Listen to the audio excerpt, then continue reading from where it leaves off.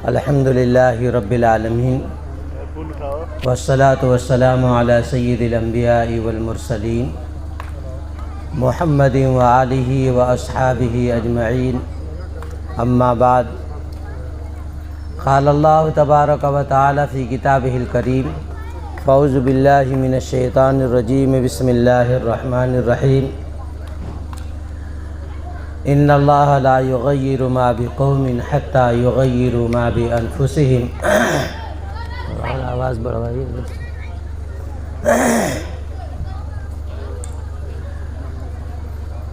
काबिल सदर एहतराम हज़रात उलमाए किराम, मुअज़्ज़ज़ सामीन, पर्दा नशी माएँ और बहनें,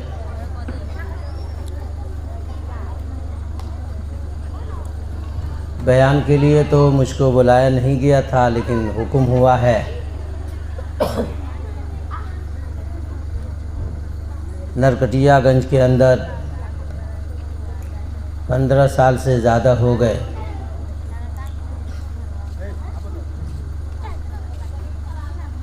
बहुत से लोगों को और बहुत से ख़तीबों को, बहुत से उलमा को देखने का मौका मिला।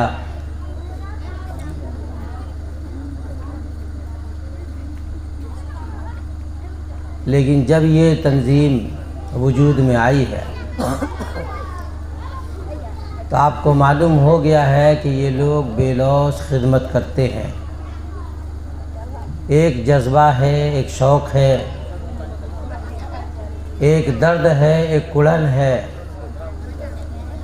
कि किस तरीक़े से हमारी कौम शरीयत इस्लामिया पर चलने लगे, अल्लाह और उसके रसूल की मोहब्बत इनके दिलों में आ जाए, किस तरीक़े से इनकी ज़िंदगी सुधर जाए। हर मौसम में जब भी कहीं प्रोग्राम होता है तो ये दीवाने आँख बंद करके चलने लगते हैं।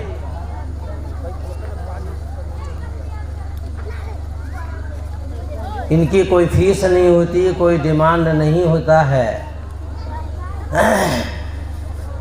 बहुत सारे जलसे जुलूस होते हैं, बहुत सारे प्रोग्राम होते हैं, और आपने देखा ही है कि मुक़र्रिरीन की बड़ी बड़ी लंबी फ़हरिस्तें होती हैं। बयान तो मेरा बारहा आप सुनते ही रहते हैं नरकटियागंज में, उससे थोड़ा मुख्तलिफ, इसलिए कि जब इलाके के इमाम हैं तो थोड़ा पोस्टमार्टम करना ज़रूरी है। चाहे हमारी आवाम हो या ख़वास हो, अल्लाह ने जब वहाँ पहुँचा दिया है तो मेरा पूरा हक़ बनता है। दूसरे लोगों को सोचना पड़ेगा, लेकिन मुझको सोचना नहीं पड़ेगा, इसलिए कि मेरा ये अपना हक़ है। और आपका भी ये हक़ बनता है कि फिर आप सब्र के साथ उसको बर्दाश्त करें।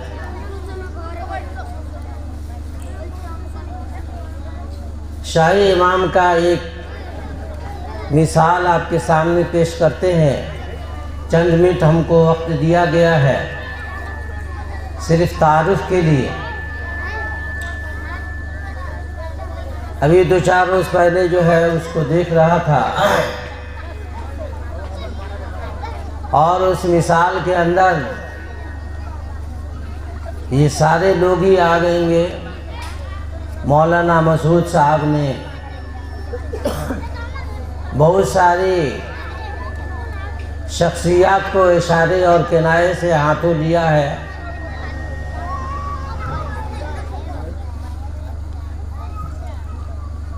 उन्होंने एक मिसाल दिया कि एक परिंदा है, एक डाल पर बैठा है, और उसकी जो बीवी है चिड़िया, उलमाए कराम ख़ास तौर से ध्यान देंगे, और हो सकता है कि उनकी निगाह वहाँ पहुँच गई हो, सुन चुके हों। दूसरी डाल पर सामने वो बैठी है, यानी उस परिंदा में एक मर्द है, एक औरत है, दोनों बैठकर गुफ्तगू कर रहे हैं, आपस में बातें कर रहे हैं। तो उस परिंदे में जो मादा है, उसने दूर से एक आदमी को कंबल ओढ़े हुए आता हुआ देखा। तो उसने कहा कि लग रहा है कि शिकारी आ रहा है, हमको अब यहाँ से उड़ जाना चाहिए, वरना वो हमारा शिकार कर लेगा, तीर मारेगा, बंदूक मारेगा और हमारा शिकार कर लेगा। तो जो उसमें नर है, जो उसका मर्द है, वो बोला कि नहीं नहीं, वो शिकारी नहीं है, इसलिए हमें घबराने की और भागने की ज़रूरत नहीं है।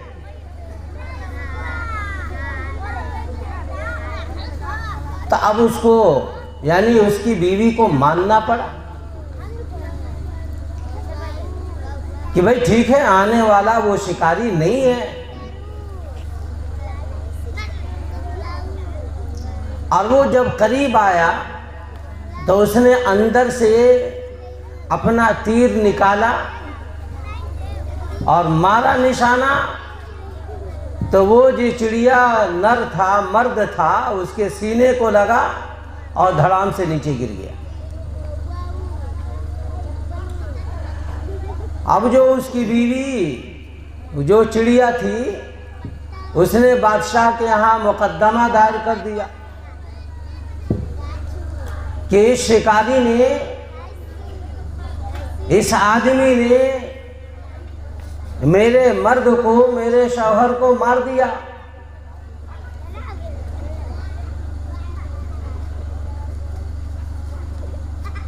मुकदमा की समाअत होनी शुरू हुई और दलाइल पेश होते रहे। तो बात यह आई कि जब ये शिकारी था तो इसको शिकार वाला लिबास पहनना चाहिए। स्टेशन के ऊपर जो कूली होता है तो कूली का लिबास पहनता है। जो हाफिज साहब हैं, कारी साहब हैं, आलिम साहब हैं, तो ये अपना एक लिबास पहनते हैं। जो खेती गृहस्थी करने वाले हैं, उनका एक अपना लिबास होता है। जो पुलिस वाले हैं, इनका एक अपना लिबास होता है। तो जिसका जो लिबास है वो लिबास पहनना चाहिए। तो इसने जो शिकार किया है, जब ये शिकारी था तो फिर इसको शिकार वाला लिबास पहनना चाहिए।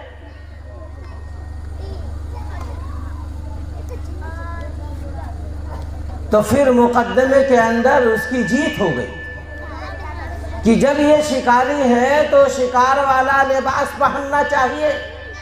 इसने धोखा दिया है, इसने धोखा दिया है, इसके ऊपर जुर्माना लगना चाहिए, इसको सजाए मौत होनी चाहिए, जो भी हो। इस बात से कहने का मकसद ये है कि अभी तक जो आपने बयान सुना है, सारे काम हम कर रहे हैं। सफ़े अव्वल में नमाज पढ़ने वाले हैं, तहज्जुद गुजार हैं, इशराक और अवाबीन के पाबंद हैं, और पूरा नीचे से ऊपर तक जो लिबास बना रखा है हमने, वो सारा का सारा सूफियाना है। वो लोगों के अंदर हमारा एक चर्चा है कि ये हाजी साहब है, ये नवाजी साहब हैं, ये तो अल्लाह वाले हैं, ये फरिश्ता सिफत इंसान है। और जब बेटे की शादी की बात आती है तो फिर ये शिकारी बन जाता है। अगर तू शिकारी है तो फिर शिकारी बन, तू चोर है तो फिर चोर बन, चोर वाला लिबास पहन। जो तुम्हारी सिफत है उस सिफत का लिबास तू पहन।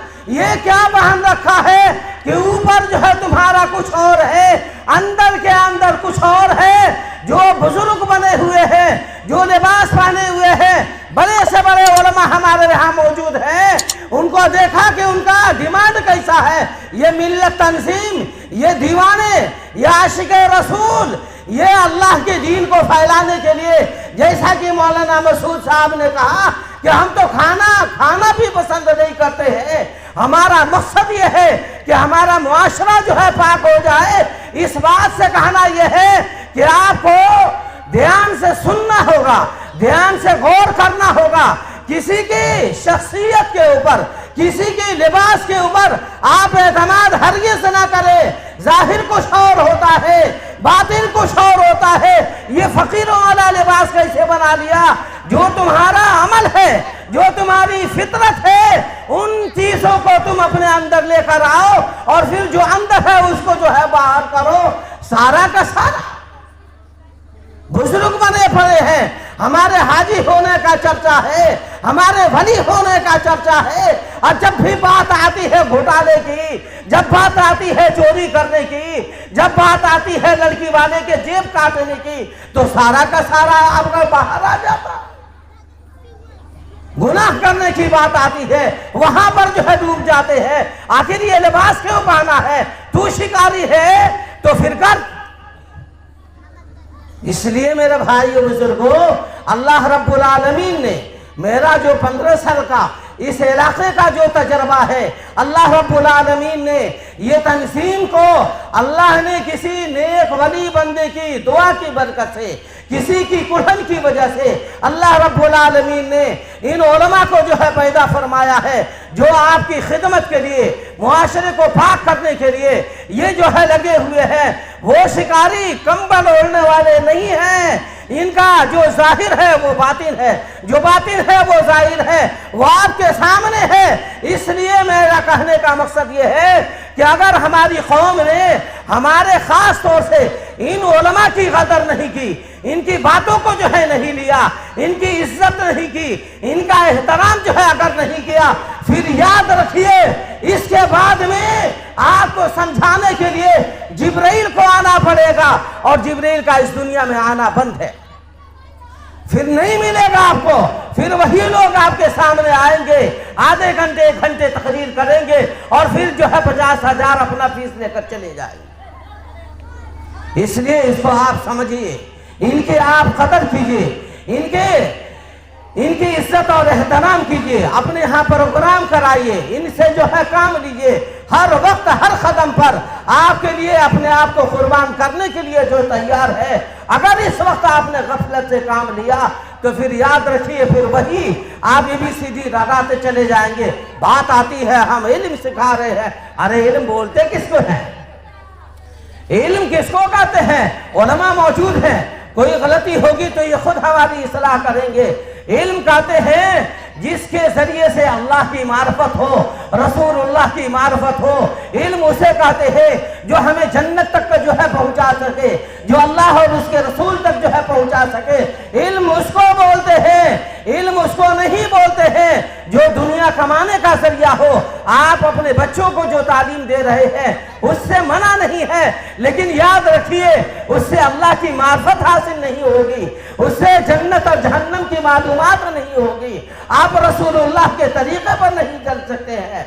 आपके बच्चे जो बन रहे हैं वो पैसा कमाने का एक मशीन बन रहे हैं, वो पैसे कमाएंगे, पैसे छापेंगे, लेकिन रसूलुल्लाह की मोहब्बत, अल्लाह की मोहब्बत उनके दिल में आने वाली नहीं है। आप भूल जाइए कि आप बुढ़ापे के अंदर पहुंच जाएंगे, फिर बात अब होकर फिर वो आपके सामने बैठेगा, ऐसा नहीं है, वो ऐसा होने वाला नहीं है। इसलिए अगर अपनी भलाई चाहते हैं, अपने आप को बचाना चाहते हैं, मुक़द्दर की रोजी है। वमा मिन दाब्बतिन फिल अर्ज़ि इल्ला अल्लाहि रिज़्क़ुहा, जमीन के ऊपर जो भी सांस लेने वाला है, चरिंदा हो, दरिंदा हो, इंसान हो, कोई भी हो, हर एक की रोजी की जिम्मेदारी अल्लाह के ऊपर वाजिब और ज़रूरी है। चाहे वो अल्लाह को माने या ना माने, अल्लाह उसे रोजी जरूर जो है देगा, लेकिन इसका हिसाब जो होना होगा वो होता रहेगा। रोजी जो है मिलकर रहेगी। जो मुकद्दर की रोजी है वो मिलकर रहेगी, चाहे वो पान की दुकान करने वाला हो, चाहे वो बड़े से बड़े ओहदे के ऊपर क्यों न फाइज हो जाए, जितनी मुकद्दर अल्लाह ने लिखी है उतना ही मिलेगा, उससे ज्यादा मिलने वाला नहीं है। इसलिए अल्लाह के वास्ते अपने बच्चों को सही तालीम दीजिए, उनको दीनी तालीम दीजिए, अल्लाह और उसके रसूल की मोहब्बत वाली तालीम दीजिए, वो इल्म दीजिए, वो इल्म सिखाइए जिसके जरिए से अल्लाह और उसके रसूल की मार्फत हो। इसलिए अगर आपने ऐसा नहीं किया तो फिर याद रखिए आपको तबाही से, बर्बादी से कोई माई का इलाज नहीं है जो आपको बचा सके, कोई बचाने वाला नहीं है। सारे लोग शिकारी हैं, सारे लोग शिकारी हैं। आप किसी को बहुत वली मत मानिए, बहुत बुजुर्ग मत मानिए। ऐसा मैं ये नहीं कर रहा कि आप बेअदबी कर जाइए, लेकिन हद तक आप जो है रहिए। ठीक है भाई, आप नेक हैं, बुजुर्ग हैं, वली हैं, अल्लाह आपके अमाल के अंदर तरक्की अता फरमाए, आप जो है ऊंचे मकाम पर जो है पहुंच जाए। लेकिन हम आपकी बात वही मानेंगे जो कुरान और हदीस से मिलती हो, जो सुन्नत रसूल से मिलती हो। अगर ये चीजें हैं तो फिर इतने बड़े बुजुर्ग बने हैं, खाना काबा में जाकर नमाज पढ़ते हैं, मदीना में जाकर जो है नमाज पढ़ते हैं, मोहल्ले के मस्जिद में नहीं जाते हैं। बहुत से बड़े तबलीग लोगों को भी जो है देखा गया मस्जिद में नहीं जाते हैं, घर के अंदर जो है नमाज पढ़ लेते हैं। भाई कौन सा तबलीग, ये कौन सी तबलीग हो रही है? एक बात याद रखिए, जिसकी जिंदगी के अंदर अल्लाह का हुक्म, नबी का तरीका अगर नहीं है, रसूलुल्लाह की सुन्नत अगर नहीं है, तो फिर याद रखिए कि वो वली नहीं है, वो बुजुर्ग नहीं है, वो पीर नहीं है। वली और बुजुर्ग बनने के लिए सबसे पहली शर्त यह है कि उसकी जिंदगी के अंदर अल्लाह का हुक्म और नबी का तरीका हो। अगर ये चीजें नहीं है तो फिर वो पीर नहीं है, वो वली और बुजुर्ग नहीं है, वो ढोंगी है। ये थर्मामीटर आप अपने पास हमेशा रखिएगा और इससे हर एक को नापिएगा, मुझको भी जो है नापिएगा कि ये थर्मामीटर के मुताबिक ये इमाम है कि नहीं है। अगर नहीं है तो फिर ये ढोंगी है, ये बात बना रहा है। हर एक को नापिए, लेकिन सबसे पहले अपने आप को जो है नापिए। अल्लाह रब्बुल आलमीन ने ये तंजीम को खड़ा कर रखा है, इस इलाके के खुशनसीब लोग हैं। अल्लाह रब्बुल आलमीन ने एक रहमत का एक दरवाज़ा खोल रखा है। ये जितने हुफाज़ किराम यहाँ बैठे हैं, कुर्रा हजरात हैं, उलमाए किराम हैं, ये सारे के सारे दीवाने हैं और इखलास के साथ इसके अंदर लगे हुए हैं। इनका कोई मफाद नहीं है, कोई अपना मकसद नहीं है, कोई बैंक बैलेंस बनाना नहीं है, कोई आपसे पैसा लेने का मकसद नहीं है। बस एक दर्द है, एक कुढ़न है कि किस तरीके से हमारी कौम जहन्नम से बचकर जन्नत में जाने वाली बन जाए, किस तरीके से हमारी कौम का हर घर जो है जन्नत का नमूना जो है बन जाए। बस एक दीवानगी के तौर पर और एक आशिकाना तौर पर किस तरीके से मेरे लाई हुई नबी की शरीयत हर घर के अंदर पहुंच जाए। हर घर के अंदर जो फर्द है, मर्द हो औरत हो, हर एक रसूलुल्लाह का दीवाना हो, हर एक अल्लाह का जो है दीवाना हो, अल्लाह की रहमतें जो है बरसे। आप दुनिया को मत देखिए, दुनिया की ताकत को अगर जो है मोड़ना है, अगर दुनिया के वबाल से जो है अगर बचना है, उसका वाहिद इलाज है कि अपनी जिंदगी के अंदर दीन को जो है ले आइए, शरीयत को जो है ले आइए, रसूलुल्लाह के तरीक़ों को ले आइए, अल्लाह और उसके रसूल की मोहब्बत को जो है ले आइए। अगर ये चीज़ें अगर आती हैं, उसके बाद भी अगर कोई चीज़ आ जाए, ऐसा हो नहीं सकता है। अगर कोई चीज़ आती है तो फिर उसे तबाह और बर्बाद होने में टाइम नहीं लगेगा, टाइम नहीं लगेगा। इसलिए मेरे भाइयों बुजुर्गों, हमें देखिए, हमें अपने आप को संभालना होगा, हमें पहचानना होगा कि शिकारी कौन है, वली कौन है, बुजुर्ग कौन है, हमारे मफाद का काम कौन कर रहा है। आपके सामने ये उलमा है, इनके बहुत सारे प्रोग्राम चारों तरफ जो है हो रहे हैं।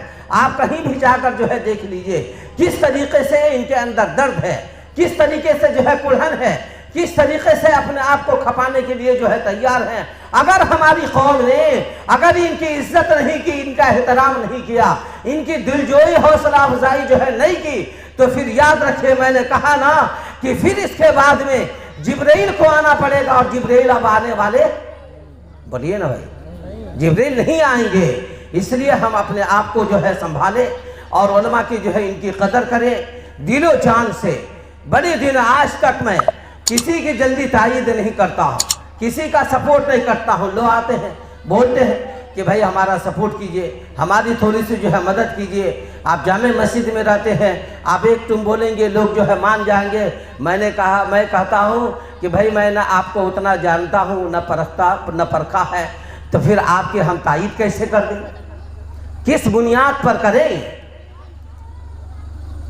तो इनके साथ हमारी पूरी तायीद है, मेरे तरफ से पूरी इनके साथ जो है हौसला अफजाई है।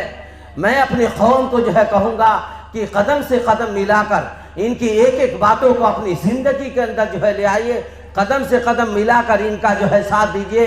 जितने लोग इस तंजीम के अंदर जो है जुड़े हुए हैं, सारे के सारे लोग जो है मुखलिस हैं, बेलौस जो है खिदमत कर रहे हैं। इनका बैकग्राउंड कोई मकसद जो है नहीं है, बस दीन के साथ मकसूद है कि हर फर्द के अंदर दीन जो है आ जाए। अगर हमने इसकी कदर नहीं की तो फिर याद रखिए तबाही और बर्बादी आकर रहेगी, आपको पता भी नहीं चलेगा। उस शिकारी के शिकार को आप दिमाग में रखिए, आपको पता भी नहीं चलेगा। बड़े से बड़े पीर, बड़े से बड़े बुजुर्ग बनकर आकर आपको लूट कर लेकर चले जाएंगे, आपको पता भी चलने वाला नहीं है। इसलिए इस बात को जो है ध्यान में रखें। जो मुखलिस लोग हैं आप इनकी जो है पैरवी कीजिए, इनकी बातों को जो है मानिए, अपनी ज़िंदगी के अंदर जो है ले आइए। अगर करते हैं तो इंशाअल्लाह दुनिया की कोई ताकत नहीं है जो आपके ऊपर जो है उंगली उठा सके। इतना आसान नहीं है। नबी सल्लल्लाहु अलैहि वसल्लम हमारे आखिरी नबी हैं। अल्लाह रब्बुल आलमीन ने आदम को पैदा किया, आदम के अंदर रूह को डाला, और जब आदम ने अपना सर को उठाया तो अर्श के सारे पायों के ऊपर लिखा था ला इलाहा इल्लल्लाह मुहम्मदुर रसूलुल्लाह।